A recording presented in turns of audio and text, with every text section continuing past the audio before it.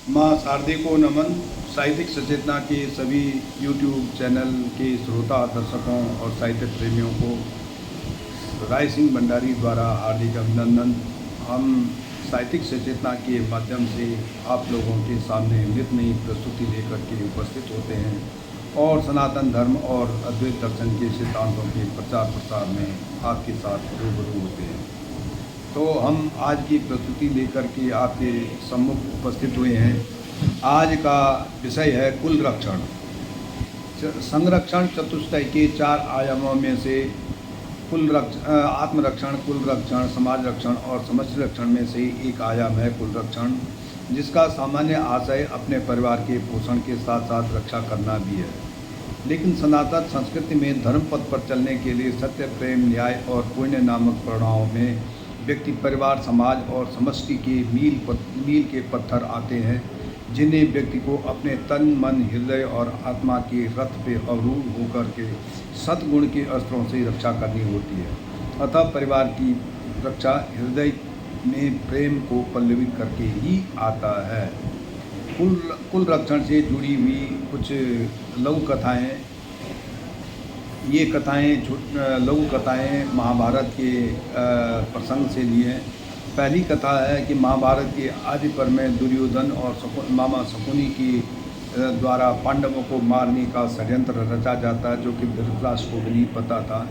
और योजना होती है कि पांडव बाणावर्त में भगवान चंद्रमौली शंकर की पूजा के लिए जाएं। यह तो प्रत्यक्ष में था, जो सबको बताया गया, राज दरबार में बताया गया था, लेकिन परोक्ष में पुरुचंद द्वारा बनाया गया लाक्षागृह था, जो कुंती समेत 5 पांडवों के लिए विश्राम स्थल था। योजनानुसार जब पांडव गहरी निंद्रा में उस लाक्षागृह में होंगे, वो पुरोचन लाक्षागृह पर आग लगा दिया और पांडव उपदेशरागृह अंत हो जाएगा। किसी तरह गुप्तचरों के द्वारा विदुर को इस षड्यंत्र का पता चलता है। अपने कुल की रक्षा हेतु विदुर ने एक कुशल खनिक वहां भेजा और आज्ञा दी कि किसी भी तरह से गुप्त तरीके से लाक्षागृह के अंदर से गुप्त सुरंग का निर्माण यथाशीघ्र हो, जिससे पांडव कुल की रक्षा हो सके। खनिक ने भी अथाह परिश्रम और दिन रात की मेहनत के बाद जो है गुप्त मार्ग बना दिया, जो युधिष्ठिर को उसी षड्यंत्र के लिए आगाह और सचेत भी कर दिया तथा उसका समाधान बता दिया। योजनानुसार रात्रि को विश्राम के लिए जब पांडव लाक्षागृह में रुके, तो सोने की बजाय वो सीधा सुरंग के रास्ते से जंगल में निकल गए और पुरोचन ने योजनानुसार आग लगा दी और पूरा लाक्षागृह स्वाहा हो गया। यह समाचार सुनकर कौरवों को शांति मिली। तो इस तरह से विदुर ने कुल की रक्षा की है। दूसरी लघु कथा इसी से आगे, जब कुंती और समेत 5 पांडव किसी वन में निकले, तो चलते चलते रात्रि हो गई, तो एक जगह पे रुके। तो वहाँ पे उन्होंने वृक्ष के नीचे विश्राम करना चाहा और सोने लगे, तो भीम ने उनको सबको सुलाने के लिए अनुरोध किया और खुद जागने का उनकी रक्षा, अपने परिवार की रक्षा करने के लिए वहाँ पे जागते रहे। तो सामने जो हिडिंब नाम का राक्षस था, उसने अपनी बहन हिडिंबा को भेजा और मानव मांस को लाने को कहा।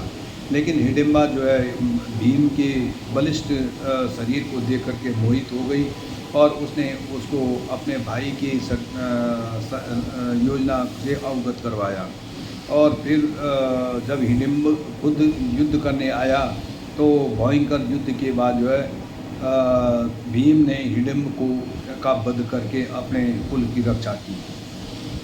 तीसरी ऐसी उसी के धारावाहिक में तीसरी कथा जो है चक्रा नगरी की है, जहाँ बकासुर नामक राक्षस का आतंक था, जहाँ पे भीम आदि सभी पांडव जो है आश्रय में थे। और आज उनकी पुत्र की बारी जो है उसके बकासुर के पास मरने के लिए जाने के लिए थी। जब भीम ने यह सुना, तो भीम ने उनकी अपने आश्रयदाता की कुल की रक्षा के लिए अपने आप जाना स्वीकार किया और वहाँ पे बकासुर के साथ युद्ध करके बकासुर का अंत कर दिया। इस प्रकार से आप समझते होंगे, जब तक प्रेम नहीं है तब तक कुल की रक्षा नहीं हो सकती है। विदुर को पांडव के कुल की प्रेम था, तब जाके उन्होंने उसका रक्षा की। जब भीम को अपने परिवार से प्रेम था तब उन्होंने जो है अपने परिवार की रक्षा की, और जब भीम को उनके आश्रयदाताओं से प्रेम था तब उसने आश्रयदाताओं के कुल की रक्षा की। धन्यवाद। राय सिंह भंडारी, गुड़गांव।